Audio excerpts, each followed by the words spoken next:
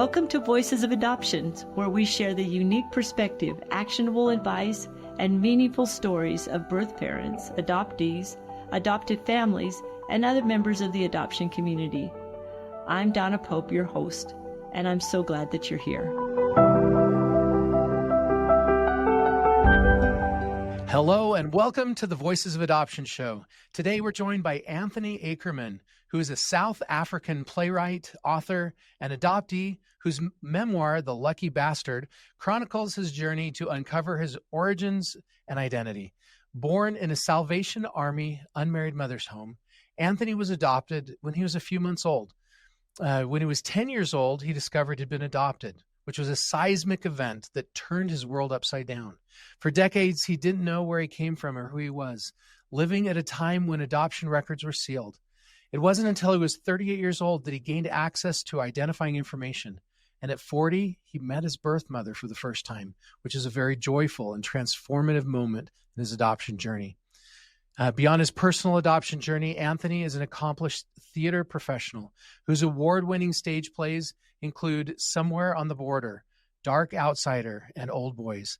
His recently completed play, Leading Ladies, received the 2021 WGSA Muse Award as Best Stage Play.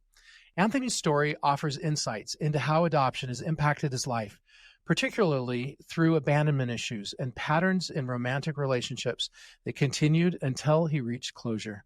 Thank you so much for joining us today, Anthony. It's a pleasure. Thank you.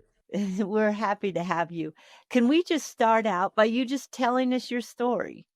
Just tell us your story the best you can. Well, okay. So I was born in Durban in South Africa in 1949. And it never really occurred to me that the first 3 years of my life, my parents lived in a town called Fort Beaufort, which was about 600 miles away from Durban. And I always knew that I'd been born in Durban, but it never occurred to me that it's kind of like weird to be born 600 miles away from where your parental home was. But of course, we left Fort Beaufort when I was 3 years old and moved back to the province of Natal near Durban, which is a coastal city in South Africa on the east coast. And I grew up, believing that I was part of the family I was part of the family and I still am part of the family, but believing that was my biological family. I mean, there were some things that were kind of weird, like I was close to 6 foot and my mother was 5 foot, my mum, and my dad was about 5'3". And then my sister, who was an adopted sister who didn't really look like me at all, was also very tall. So then it's kind of weird that you were that much taller than your parents. And we were in many ways very different. So I suppose, because in the literature that I've read about adoption, there is something, a baby kind of knows what's happening or internalizes stuff in a pre-verbal state. So the time, the moment when I was actually taken away from my birth mother is probably something that in a kind of non-verbal way, a memory that is kind of like kept in your body. But it was a revelation when I was 10 years old. I suppose in those days, the thing was with most people who adopted, because there was so much secrecy, it was all shrouded in secrecy, and people had to sign kind of non-disclosure agreements, sworn to secrecy, and it was primarily to protect birth mothers, to protect their reputation, because they could go back into the world and still be virgins, and then to protect adoptive parents, that birth mothers wouldn't have a change of mind and want to come back and reclaim their baby. And so it was a very secretive thing.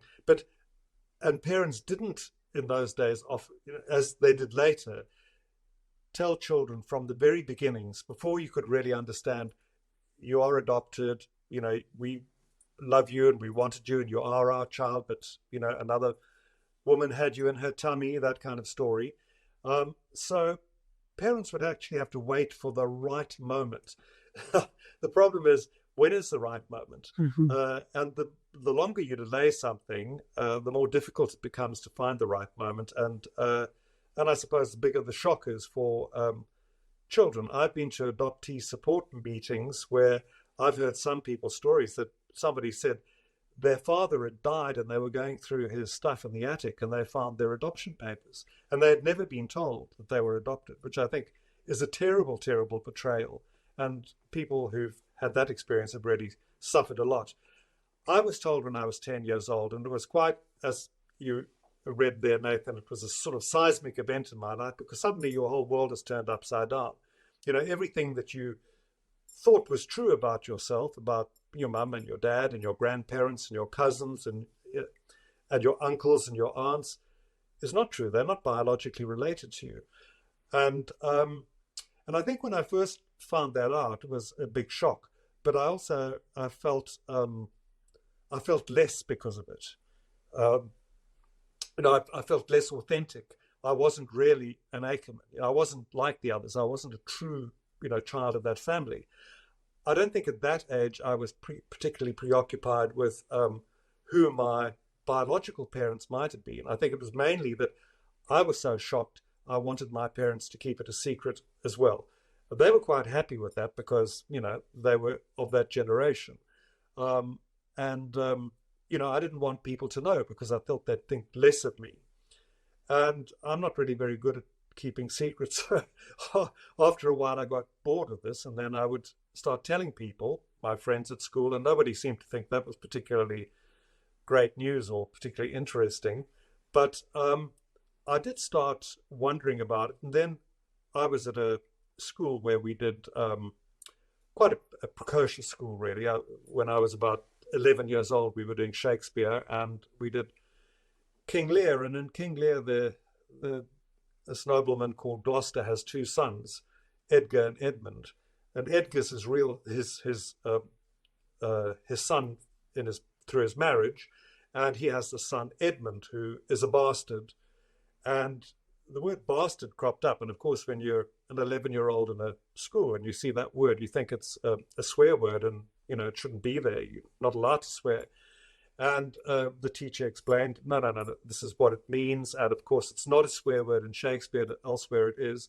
And of course, that in Shakespeare's day, there was a belief that bastards were inherently evil. And in King Lear, the brother Edmund is a very, very evil character. And that was something quite difficult to take on board because I suddenly thought, well, I must be a bastard, presumably. Otherwise, why was I not kept by my biological parents? And then I'd start inventing origin stories because you need a story. And so I would start inventing what kind of probable origin stories. And on the one hand, you've got to protect yourself for the worst case scenario. So, your mother was a hooker, your father was a sailor on a passing steamer, and, she hated you, and that's why she dumped you wherever she dumped you. And then you start thinking about, other stories, like more fairy story sort of things, that your mother was a princess and your father was a commoner, and she couldn't keep you because you would be the heir to the throne, and that kind of stuff. Or else your parents got killed when they were going across a level crossing and the train hit them, and you were in the back seat and you were saved because Jesus had a plan for you. Well, that was the kind of best case scenario. But you needed some kind of origin story, but you could never verify it because when I'd ask my mum and dad, well, so who were my parents? And they say, we don't know. And then I'd nag because I'm that kind of guy. And my dad said, well, we think your father was a student and we think your mother was a nurse. And I remember meeting another guy who was adopted, and I said, do you know? And he said, well, my father was a student, I think, and my mother a nurse. So I thought, okay, this is a generic story that they tell all adoptees, so just disregard it. And of course, it was something that you were never going to know. It was against the law in South Africa at the time, and I believe that in America a lot of the laws but they state by state, I believe. So in some states it's much easier. In New York State, you can get access to that information. I have for a long time, but in other states it might be more difficult. In South Africa, the law, the Adoption Act of 1923, that's over 100 years ago, brought in that secrecy clause. So you just had to accept that you were never going to know. But then there were things that you were kind of concerned about. It's funny that adoptees seem to be more obsessed with incest or the possibility of incest than people who are not adopted. Another play I had at school, because as I told you, I had quite a precocious education, was Sophocles' Oedipus Rex. And if you know that story, I later thought it's a kind of cautionary tale for adoptees, because Oedipus was born, and the oracle said that he was destined to kill his father and marry his mother.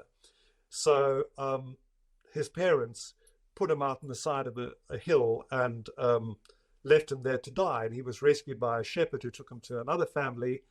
And of course, the Greeks never pulled their punches. And what happened was that Oedipus did kill his father and married his mother without knowing it. So that's the kind of terrible, particularly for a male adoptee, the thought of marrying your mother is kind of shocking. But you always you meet a girl when you're kind of like an adolescent, and the first question I'd ask her was, "You're not adopted, are you?"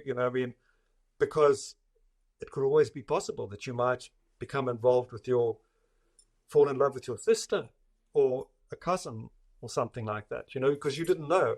And I thought that it was highly probable that, because I knew I was born in Durban and we grew up just outside Durban, that my biological family, could be around about that part of the world.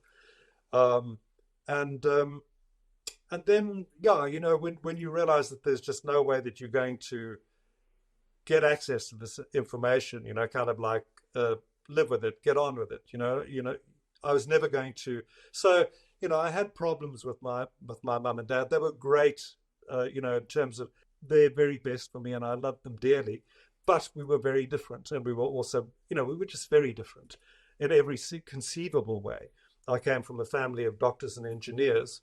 I mean, most kids in those days who were adopted, even if your biological parents may have come from blue collar or working class families, it was usually middle class people who were adopting, and seemed to be more of a middle class practice. Maybe it's not entirely accurate, but I was very, very different from my parents. I left South Africa for several reasons, but it was mainly politics, or primarily politics at the time.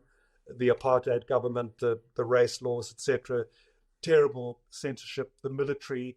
It was a bit like the Vietnam War in America. I mean, because I was conscripted and I would have been eligible to go and fight a border war in African countries, just like American kids were being conscripted to go to Vietnam. And so I left the country for those reasons. And I also was sort of aware of the fact that when I left, I was probably walking away from any possibility of ever reconnecting with my birth parents. And I went to the UK first, ended up in Amsterdam, where I lived for 17 years. And while I was there, my adopted sister had married a Swiss guy and was living in Switzerland. And during a holiday when I was traveling between Italy and Amsterdam, and I stopped over in Switzerland to play uncle to my niece and nephew, my sister told me she subscribed to a ladies' magazine from South Africa, and told me that they changed the law in South Africa. And I said, "What law?" She said, "Well, the adoption law. You're allowed to trace your biological parents, but there was a proviso at the time that you had to get written permission from your adoptive parents." And she asked me if I'd write to mum and dad and approach them, because it was a sensitive subject. I mean, it was I'd had kind of fallouts as a very rebellious teenager, and as we know, adoptees, it's textbook behavior, are more rebellious than most teenagers. And I told my father, he wasn't my father, that kind of stuff that had been really got down and dirty, And but I wrote to them on behalf of my sister, and I said, "Listen, if there's anything you do know about me, please don't take that secret to your grave." I thought my dad was, he was about 10 years younger than I am now, but I thought he had one foot in the grave, literally. And I was astonished when I got a letter about 6 weeks later in which he told me what my name had been at birth. And it's kind of extraordinary, because it's so obvious that when you have a child, within a certain period of time, whether it's 3 days or 3 weeks, the child has to be registered and the child needs a name. So I had to have had a name. And they had my name on the adoption papers, and my name wasn't Anthony Akerman, it was Peter Farnham. And then you suddenly think, Farnham, what's that? Do I know any people called that? Suddenly it's a whole new. there was another shock. Standing in front of the mirror and looking at yourself and say, do I look like a Peter? No, I can't. I don't look like a Peter. I can't possibly. I know lots of Peters and they don't look like me. And I was tempted. I had the address of the Child Welfare Society in Cape Town that I could write to, but it was a bit difficult between me and my sister at the time. We didn't have an easy relationship, and she thought my interests had always been prioritized over hers, so I didn't want to jump in ahead of her, and I waited for her to make an approach to child welfare. And then I did that. I eventually wrote a letter about a year after I got that information, and suddenly became hugely impatient. I'd waited for 39 years almost. And then I suddenly wanted to know tomorrow, and miraculous, because anything could have happened. That's what you also have to take on, that, your mother could be dead, as happened to be the case with my adopted sister when she discovered that. Tragically, she had died 9 months before she connected, or she could have left the country, or, as I recently read a biography of Debbie Harry, and she was an adoptee, her mother refused to have any contact with her. And so that was a fear. Maybe my mother would refuse to have contact with me. And then they found her about 3 months after I'd written to them. They found her living very close to child welfare in Cape Town, which is 1,000 miles away from where I was born. And she was very willing to have contact with me, which was fantastic news. The kicker was that I was in disfavor with the South African apartheid government because I'd been involved in anti-apartheid politics, and also that play that you mentioned, Somewhere on the Border, was an anti-military play that had been banned in South Africa and caused quite a stir when it was eventually performed. And I had been refused a visa to enter South Africa. I'd wanted to come home in 1987. I'd renounced my South African citizenship and become a Dutch citizen. And then I needed a visa, and they turned me down. So I wasn't allowed home. So when I made contact with my birth mother, I wasn't allowed to come into the country to meet her. And but we corresponded. And maybe I've told you, I've talked on for quite a while. Maybe you'd like to ask some questions and I could take it from there afterwards. No, this is excellent. I'm going to step back just for a second. You at one point said that we all need a story. We need an origin story. That was emotional to you.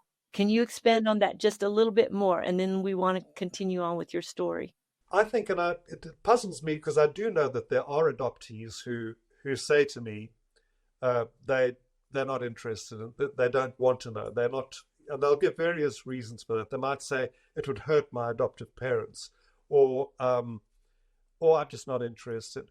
Which I suppose, it puzzles me, but some people are incurious. I mean, I'm very curious about everything. And so I really wanted to know, but not knowing where you came from, you don't really know who you are. That's how I feel, like I wasn't an Akerman. All the family history that I had from, illustrious great-grandparents and all sorts of things, and it wasn't my story anymore. And I was very keen to know. And also, you wonder what your genetic composition is. When I went to live in Holland, for example, and then I'd meet Dutch people who became my friends, and they'd take my surname, however they pronounced it, and they'd say, that sounds like a Dutch surname, except it wasn't. The Akerman, but I was the only one in the Amsterdam phone book with that spelling. But then they'd say, are you of Dutch ancestry? And I'd say, well, maybe, but I don't know. I don't know what my ancestry is. I have no idea where I come from. I don't know whether I'm English or Irish or or Dutch or German or whatever. So that's part of what your why I find an origin story so important. And when I did meet my birth mother, I managed to start piecing that together, and that was also one of the things that was a very healing for me, important for me, was to find that out and to reconstruct my ancestry, but also to know the origin story of, I wasn't necessarily the daughter of a princess and a commoner, but I had a story, and I've got a story. So let's go back to your story. I want to emphasize one more thing that you said there, because if we have a quote from this thing, I think it should be this, and that's, if you don't know where you came from, you don't really know who you are. Yes. And I agree. There are possibly people that are incurious. I like your incurious. That they don't care, and maybe they don't care. I've adopted 3 boys, and I remember we did the DNA test, and when we got the results back from their DNA test, it didn't tell them the name of who they were, but it showed the countries that they came from. And I watched their face as they sat there and studied the countries that they came from. And I thought, how curious this is, how important this is to them. Yes. I think some people who say they are not interested, I mean, I would never say that to them, but it's not my place to say that, but I think they are possibly afraid of what they might find. I agree. That they would, they'd rather not know, whereas I had kind of prepared myself for a worst case scenario story. It might not have been so great, but look, even my story didn't have a Hollywood ending, so that's. But I'm very, I'm happy. I'm glad I embraced my story. Do you want me to pick up? Yeah. So pick up. You were doing correspondences with your birth mom. Pick up from there. I made contact with her. I guess it was around about the end of 1988, 1989, and I wasn't able to go back to South Africa, and so we corresponded. It was like falling in love, and I've heard this from more people, that children meeting their birth, well, particularly the birth mother, it is an experience like falling in love. And I mean, we were writing letters almost every day, and then because phone calls, we didn't have WhatsApp, of course, to have free phone calls. Phone calls were prohibitively expensive, so ran up. So I mean, I waited until her birthday before making my first phone call to her. But and it was great. She had a lot of issues that she had to deal with. She had a husband who she had told, she said, before she got married, but she hadn't told her children. So I suddenly realized I've got a brother and sister, because you didn't know. And so I had a brother, well, half brother and half sister, but a brother and sister nonetheless. And when she told her husband that I'd made contact with her, he was furious, and there was a big fight, this drama.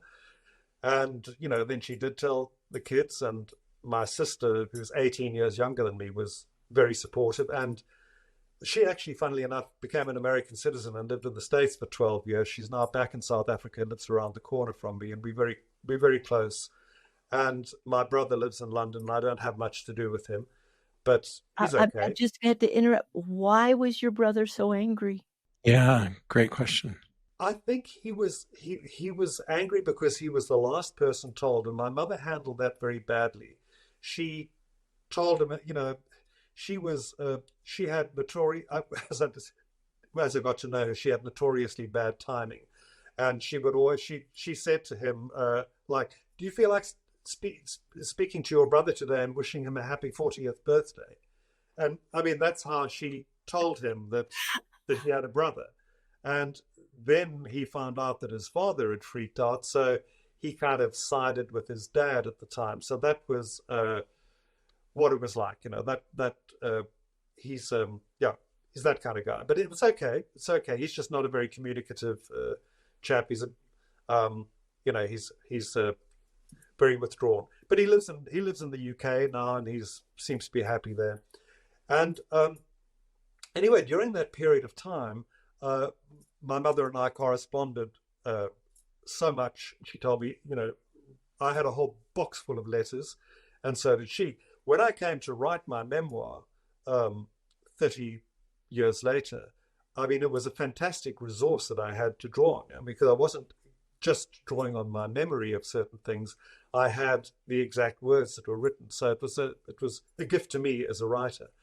But we corresponded, and then, of course, I sensed that the political climate was changing in South Africa as well. And by 1990, Nelson Mandela had been let out of prison, and I immediately applied for a visa for South Africa, and I was allowed to come back to the country. And so I came back in 1990, and that's when I met my birth mother for the first time. And her husband, he had kind of like calmed down about me. Look, he obviously knew about me, but he'd calmed down by then. But he was diagnosed with pancreatic cancer before I came back, and he had died before I came back to South Africa. So I never met him or never spoke to him. But I got to meet my siblings, and my mother had told me who my father was. I'd never heard of him, but apparently in the intervening years since I'd left South Africa, the family name is a famous brand of wine in South Africa called Douglas Green. And he was my grandfather who started that, my biological grandfather. And his son was also called Douglas, and he is my biological father. And he is a kind of a serial paternity denialist, a guy who didn't really want to, look, he was actually 18 years old, I discovered, when I was conceived. And so very young, but they were not allowed to get married. His parents, his father, because his mother had died, took over the situation and actually paid for my birth mother to be sent 1,000 miles away to go to Durban, a Salvation Army adoption papers, and wants to buy a romper for me. That's the only time she went out for 6 months. But the grandfather paid for all of that, which was a kind of like admission of guilt, if it's guilt. You're not going to do that if your son was not. Yeah, I mean, in those days you couldn't. Paternity tests were quite difficult, but actually there was a famous case in the 1940s, I think, where Charlie Chaplin was accused of fathering a child by an actress. And in those days, you could have kind of blood tests which couldn't prove paternity, but could disprove it. And in that case, it disproved. So Chaplin, who did have lots of children, I think, with different women, wasn't the father in that case. So my father, I mean, I managed to have some contact with him. She phoned him up, and he said, yes, sure. He was kind of blindsided, but he was prepared to have contact with me at some point, he said. And then, of course, he backtracked very quickly. And it took a long time before I actually forced the issue and did get to meet him. He gave me about 40 minutes of his time when he was visiting Johannesburg, and I met him. And that was when I turned 60. So that was another 20 years later. But it was also important. I mean, just from a point of view of closure, it was good. It was something that answered questions. And I had a very, very good relationship with my mother at first, but she was a very insecure person, I suppose, or she was quite controlling. What I discovered, I mean, she's very happy to have me in her life, but then she suddenly decided that she didn't really want everybody to know that I was her son, because she thought it didn't reflect well on her reputation. Imagine how that makes me feel. But she, so anyway, it was a difficult relationship, but it was very important, and I'm very, very pleased that I had that contact that did give me closure. Well, let me ask you this question, because you've now, I mean, the whole dream of a student and a nurse Oh, that you found it out that was wasn't true. true. It was But true. y'all, It's true. oh, was it? He'd been a student and she was a nurse? My mother was a trainee nurse, My mother was in the second year of her nursing training, and my father was an agricultural student, so at a college nearby. So it actually was true. It was true. But she wasn't a princess and he wasn't a king, but he was No, actually the heir to, this wine plantation. yeah, And probably why he didn't want me in his life. well, and so the more important question on that is, in some ways it was wonderful to get to know them, to dispel any of the myths that you may have had. But on the other hand, there was probably a sense of rejection again that may have come up the first time, that may have now come up the second time. Was it worth it? Oh, definitely. Look, there was there were it was problematic. I think also for the damage that it also probably psychologically that it does to somebody to give up a child uh, should be factored into this. Also, what I discovered was that when I was born, in those days, the Salvation Army believed, and perhaps quite rightly so, that there was nothing better for a child than mother's milk. So the baby wasn't taken away from the mother like straight away on day one. I was breastfed for at least 6 to 8 weeks, and then I was weaned. And so I was only taken away from her about 2.5 months. I was born in August and I was adopted in October. So she bonded with me, and I obviously bonded with her as well. And she had went through this whole experience of breastfeeding me and weaning me, and then one day, um, You were gone. the I was gone. Somebody arrived at the door, and I was gone. And that is pretty tough. I also discovered later that her dad, who my grandfather, who was a wonderful, colourful character, was an alcoholic. And children of alcoholics have certain pathologies that psychologists know about as well, which are, is difficult. But she was very controlling, and she kind of liked to, control the narrative. And she'd like to keep her kids. She didn't want me and my sister to get too close because she'd be concerned that we might gang up on her. I mean, it was really a bit infantile to think that way. But so she was quite difficult in many ways, and she'd tell me stuff like how much she loved her father. She said, "I loved him more than I loved you or your brother and sister." I kind of think like, okay, why do you measure, your love like that? I mean, it doesn't really matter. It's great if you loved him, but why do you actually have to say it? And so she was a complex person with a lot of issues, but I'm so pleased that I did get to know her. And although it was a bit of a roller coaster ride, and then she did abandon me another time, and just before the millennium, 2000, she wrote me a letter. It's all in my book actually, but she wrote me a letter saying that the time had come for me to respect her wishes and not to tell everybody that I was her child, etc., which was kind of weird. And so we had no contact. And then a few years later, when my sister got married, she wanted me to be, as my biological sister, wanted me to speak at her wedding. But seeing I wasn't talking to our mother, it was a bit awkward. So my brother-in-law staged an intervention, and so peace was made, and we just never discussed the falling out, and things were kind of good again for several years. And then the wheels came off again when she stopped talking to my sister, and then after that she stopped talking to me. And it was, my sister was having therapy at the time, and she said her therapist was telling her that somebody who had abandoned a child is quite capable of doing that again and again, which is sort of what happened. Her that somebody who had abandoned a child is quite capable of doing that again and again, which is sort of what happened.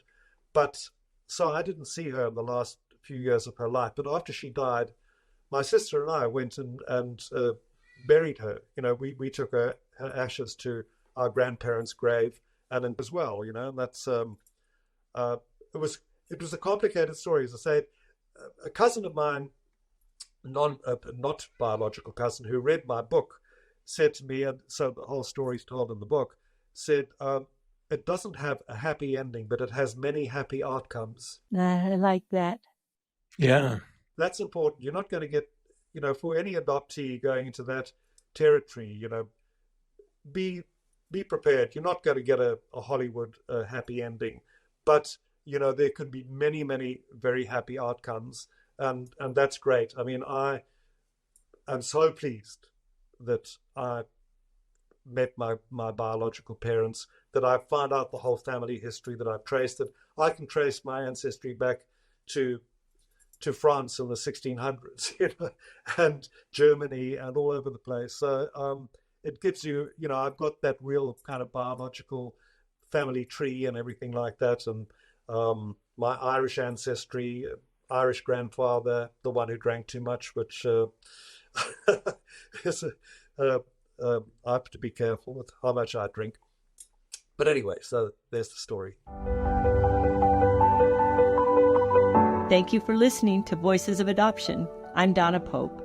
Every voice in the adoption triad deserves to be heard and understood. Visit voicesofadoption.org to subscribe and access our additional resources. And join us next time as we continue to build bridges through conversation.